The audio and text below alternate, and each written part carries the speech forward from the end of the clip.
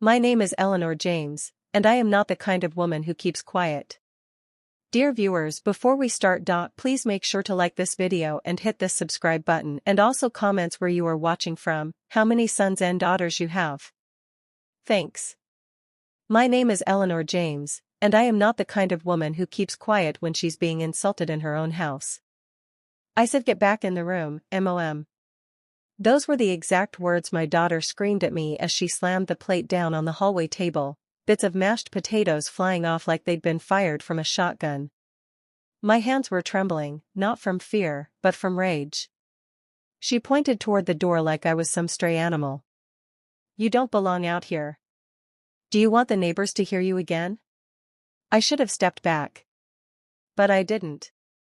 Instead, I took a step forward. I looked her dead in the eyes and said, I gave birth to you, Jennifer. I changed your diapers, stayed up all night when you had fevers, and now you're treating me like some dirty little secret? She scoffed. Laughed like I was a joke in her eyes. And I'll never forget what she said next. You're not a mother anymore. You're a burden. A problem I was stupid enough to take in. You're lucky I haven't shipped you off to some nursing home already. I felt the air get sucked from my lungs. I looked around that house. The house I bought. The kitchen she remodeled, with my retirement savings. The couch she screamed from. The carpet she complained about but never cleaned. And then I looked at the door. The door she was pointing to. The door she always locked behind me. No windows. No phone. No heater in winter. No fan in summer. Just me. An old wooden chair. A thin mattress. And silence. Go, she snapped again, and this time, she shoved me. It wasn't hard enough to knock me down, but it was the shove that broke something deeper than bones. I turned and walked slowly down the hallway. My slippers barely made a sound against the floor. The hallway felt longer that night. Like it was stretching to mock me. Reminding me how small my life had become. I paused just before the door. I wanted to say something.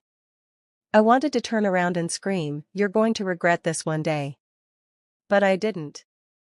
I knew what she'd do. Slam the door harder. Take away dinner. Cut the power in the room like she had the week before. So I stepped inside. And I listened as the lock clicked behind me. Click. Like the end of a sentence. The end of a life. That's when I knew, this wasn't just a bad day or a rough patch. This wasn't just family tension like the social worker once said when she showed up for 5 minutes and left without asking me a single question. This was a prison. A quiet, invisible prison built by blood and betrayal. I sat down on the mattress and stared at the little patch of wall where the light from the hallway used to spill through the crack. Not anymore. She sealed it. No light. No hope. And in that moment, I let out a whisper. Not a scream. Not a sob. Just a whisper. Please, someone. Anyone. Help me. But the walls didn't answer. And neither did she. And that's how it always started. A fight. A punishment. A lock. Day after day. Week after week. Month after year.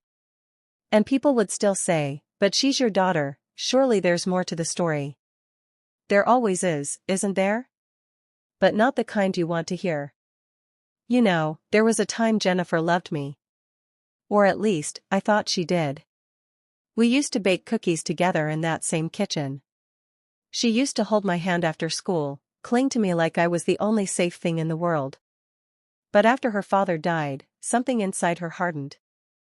And by the time she hit her 30s and dragged me into that house under the sweet promise of let me take care of you, Mom, I was already too tired to question it.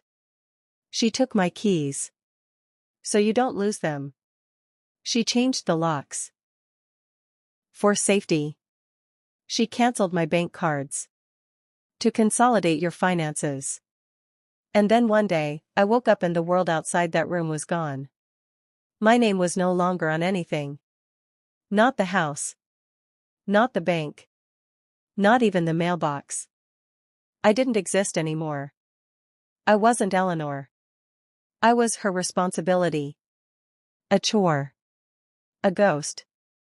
But the thing about ghosts is, eventually, someone notices when they start screaming. And it all changed one night when I screamed louder than usual. Not out of anger. Out of desperation. Because that night, she'd forgotten to lock the tiny basement window. And I knew, it was now or never. I crawled across that filthy mattress, pulled myself up on that old rusted shelf, and screamed with everything I had left inside me.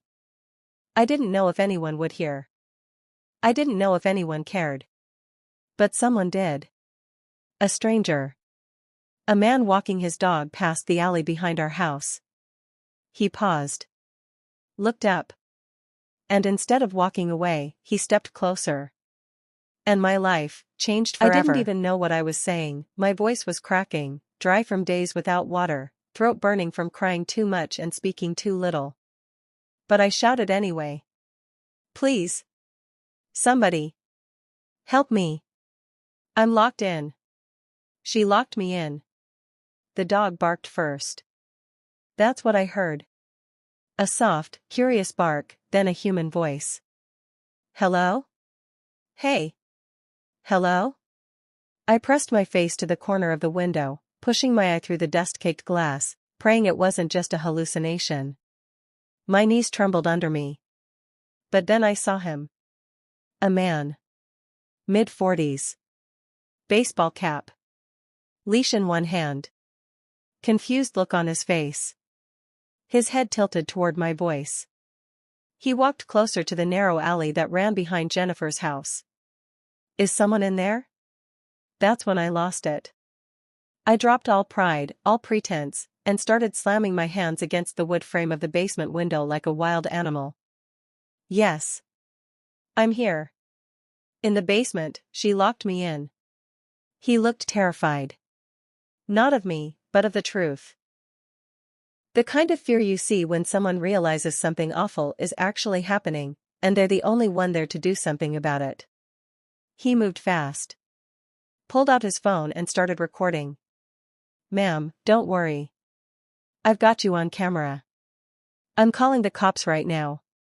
Just hang in there. I sobbed. Not because I was saved.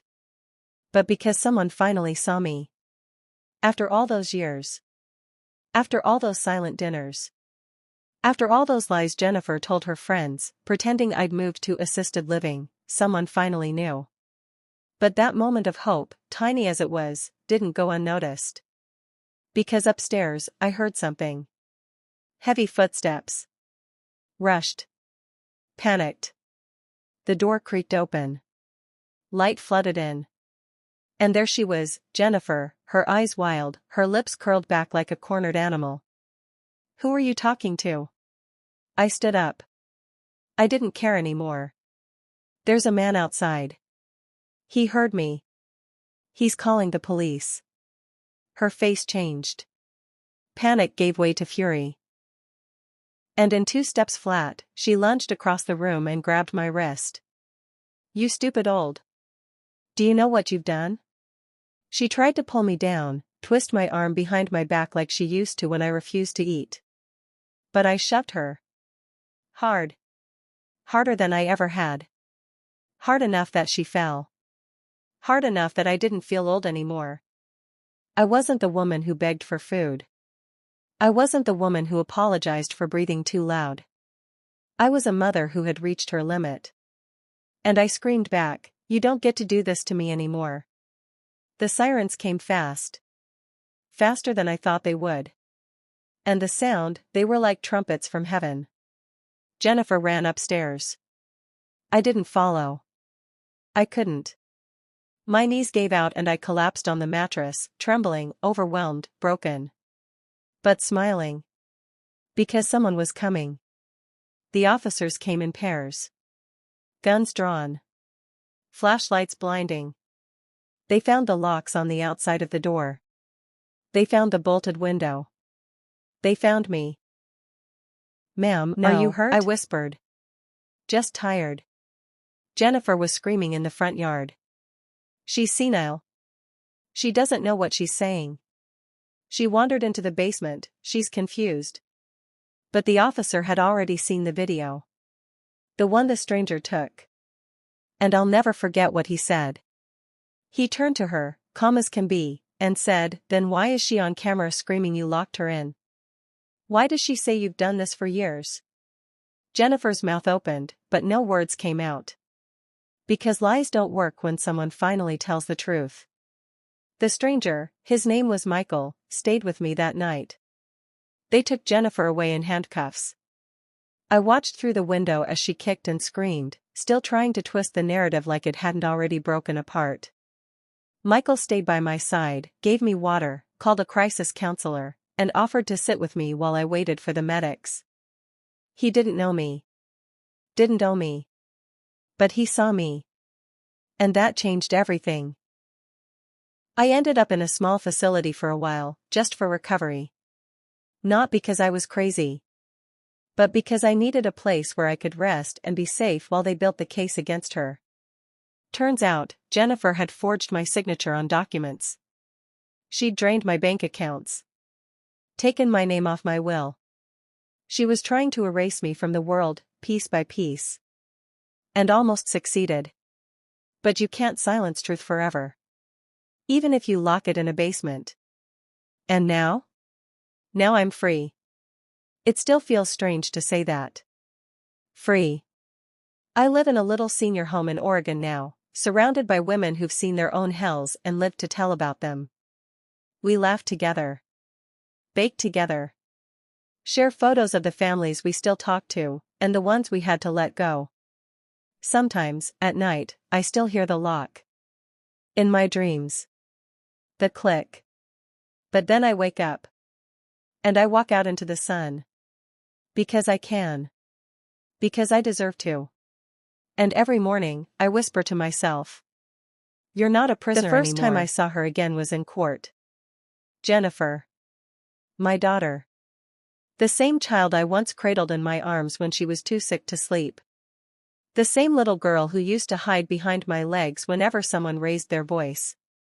Now she was standing across from me in a courtroom, in a crisp blue blazer her lawyer probably picked out for sympathy. She didn't look at me. Not once. She kept her chin high, her hands folded tight in her lap like she was the victim here, like I had ruined her life by surviving. I felt my stomach twist. Not with anger. But with something worse. Grief. The prosecution laid it all out. The neighbors had assumed I moved away. She told them I'd been placed in a memory care facility. She even brought out a fake pamphlet once, saying I didn't want visitors because I wasn't myself anymore. And for years, no one questioned it. Why would they? Jennifer was polite, successful, always smiling. The wolf wore a silk scarf. The financial abuse was even more brutal than the physical. They showed records of her transferring money monthly from my retirement account into hers. They pulled up bank statements where she used my name to open credit cards, in debt for furniture I never sat on, vacations I never took, dresses I never wore. They found the will. The forged signature. And when they asked if I wanted to testify, I said one word. Yes. I took the stand trembling. But not afraid. I looked at the judge. Then I looked at the jury. And finally, I looked at my daughter. My name is Elizabeth Collins, I began, my voice shaking but steady. I'm 74 years old. And for the last 6 years, I've lived in the basement of my daughter's house, trapped behind a door I couldn't open, with a window no one could see through. Some of them gasped. Others covered their mouths. I wasn't sick. I wasn't crazy. I wasn't confused. I was locked away because I was inconvenient. Because I was old. Because I had money. I turned toward Jennifer. And for the first time, she looked at me. Finally. Face to face. Mother to monster. I raised that girl, I said. I skipped meals so she could eat. I worked nights cleaning hospitals so she could go to college. I sold my wedding ring to pay her tuition. And still, it wasn't enough. She blinked fast. Wiped a tear. But I wasn't moved. Tears don't fix what intent destroys. You can't imagine what it's like to beg your own daughter for water. To be told to shut up when your back hurts so bad you can't breathe. You can't imagine what it's like to be erased from the world, while someone else wears your life like a mask. The courtroom was dead silent. But inside my chest, something bloomed. Not hate. Not victory. Just release. The verdict came down the following week. Guilty on all counts. Aggravated elder abuse. Forgery. Unlawful imprisonment. Financial exploitation. The judge looked her dead in the eye and said, "You didn't just rob your mother of money, you robbed her of dignity, safety, and time. And that cannot be undone." He sentenced her to 25 years. No parole for 15. And just like that, she was gone. A metal door shut behind her. This time, she couldn't open it. But even justice doesn't wipe away trauma. Not really. Some nights I still feel her hand on my arm, grabbing me when I reach for the door. Sometimes I still hear the stairs creak above me, expecting to hear her voice yelling, "You don't deserve better." But then I turn on the light. And remember where I am. I remember that I escaped. Michael, the stranger who found me, comes by once a month. We have coffee, sometimes pie. He tells me about his dog, his job, his new girlfriend. He always brings me something small. A flower. A card. A candle. One time, he brought me a necklace. I told him it was too much. He said, "You were too much woman to be locked away like that. You deserve more than the world gave you." I cried. Not from sadness. But because I finally believed it. I don't share this story for pity. I share it because someone out there needs to hear it. Someone who's being silenced, gaslit, hidden away, by their own family, by people who should love them the most. If that's you, let me say this. You are not crazy. You are not too much. You are not invisible. And the truth? The truth is louder than any door they lock. I never thought I'd write a letter like this. Not at my age. Not after everything I've been through. But sometimes pain needs a voice. And survival needs a purpose. So this is for you, the one sitting quietly at the kitchen table while your family laughs in another room without you. The one being called confused, fragile, dramatic, just because you dare to remember the truth. This is for the woman whose grown children roll their eyes when she speaks. For the man whose savings disappear, while the people around him smile and say, "Trust us." You are not alone. I was you. Once bright, once loved, until I became inconvenient. It didn't happen all at once. Abuse never does. It starts with a comment, "You don't need to go outside today." Then a locked door, "It's for your safety." Then the silence, no birthday calls, no visits, just empty air. They'll say they're protecting you. They'll say the world is too dangerous. But what they're really saying is, you don't matter anymore. And that's a lie. A lie dressed up in caretaking. A lie that wears a smile while it buries you alive. For years, I believed them. I thought maybe I was too loud, too emotional, too forgetful. Maybe I really was a burden. It's strange how isolation rewires your brain. When you hear only one voice, you start to think it's your own. But the day that stranger opened that basement door. The day light hit my face after so many years in darkness. I remembered, I used to be someone. Not a prisoner. A woman. A mother. A human being with a name, a story, a soul. So if you're reading this, or listening, and you feel like you've been erased, let me remind you of something important. You are not furniture. You are not a bill to be paid or a problem to be handled. You are history. You are memory. You are love itself, wrapped in skin and strength. They may steal your house, your name, your voice. But they cannot take your worth. That's yours forever.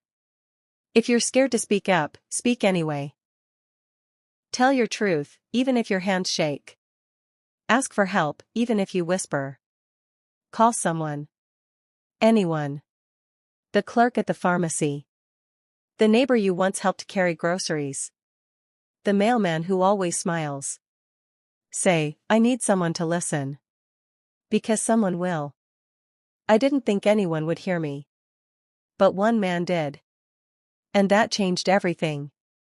If you love someone who's aging, don't just say it. Show it. Sit with them. Don't just speak at them, listen to them. Ask about their favorite song. Their greatest regret. The moment they felt most alive. Treat them like the library they are, overflowing with stories, waiting to be opened. Because one day you'll look for those words, and find silence. And by then, it might be too late. As for me, I'm free now. Not just physically. But emotionally. Spiritually. Deep in the bones of me, I know who I am again. I plant flowers. I read books I once lost under dust. Sometimes, I dance, the just hell of it. No one watches. No one stops me. And for the first time in years, I don't need permission to feel joy. To the forgotten ones, you are not forgotten. To the silenced, your voice still matters. To the ones locked in rooms without windows, behind lies wrapped in love, there is a way out. And when you get out, I'll be here. Rooting for you. Believing in you. Because I know how dark it gets. But I also know. The door opens. And when it does, the sun feels like a second chance. They say forgiveness is freedom. But sometimes, it's closure that truly sets you free. After the trial, after the press, after the awkward apologies from people who once turned their backs, I asked for one thing. 5 minutes alone with my daughter. No lawyers. No cameras. Just the woman who locked me in a room for years. And the mother she once used to love. She looked thinner than I remembered. Not fragile, just empty, like a house with all the lights burned out. Her eyes darted up as I walked in, and for the first time in a long time. She didn't look at me with power. She looked at me with fear. Good. Because for once, she should feel small. Not out of revenge. But because she needed to see what she turned me into, and what I became anyway. You really want to talk? She asked, arms folded, still holding on to that cold defiance. I sat across from her. No. I want to say goodbye. She blinked. You're still mad. No, I said softly, I'm finally not. And that was the truth. I wasn't there to scream. I wasn't there to get even. I was there to bury what she did, without burying myself with it. I begged for your love, I told her, calmly. I raised you through storms, sickness, and nights when I had to choose between feeding you or eating myself. I loved you so deeply, I didn't even notice when you started using that love to chain me. She opened her mouth to speak, to justify, to spin her tired lies. I raised a hand.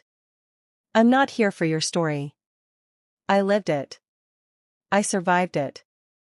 I don't need your version anymore. She flinched at that. Words, when honest, cut deeper than any punishment. I leaned in just slightly and whispered. You took my years. But you didn't take me. You don't get to own what's left of me now. She looked away. Maybe ashamed. Maybe not. Maybe still clinging to whatever version of herself she believed in. But I stood up. And I meant every word when I said, this is the last time you'll ever see me. I walked out of that room taller. Not because justice had been served, though it had. But because I had finally closed the door, from the outside. You don't always get the apology. You don't always get the I was wrong. Sometimes, the peace doesn't come from them changing. It comes from you changing what you'll allow. And me? I'll never let anyone shrink me again. Now, I live in a small place by the ocean. The sun touches my skin every morning. I have neighbors who wave, a garden that blooms without judgment, and a cat who curls up beside me like I'm her entire world. I write letters now, to people like me. I speak at shelters and support groups. Sometimes, I cry when I hold someone's hand and say, I believe you. Because I remember what it was like to not be believed. To not even believe yourself anymore. But that's behind me now. I'm not just surviving. I'm living. And if you've been through what I've been through, if someone caged your time, your light, know this. You can get out. You can come back to life. And you are so much more than what they made you feel like. You are the ending to your own story. Not them. This chapter ends here. But I'm not done. There are still flowers to grow. Still skies to watch. Still hands to hold. I may be old, but I'm just getting started. And the next time someone tries to shut a door on me, I won't knock. I'll walk away. Because now, I know what I'm worth. And that's freedom.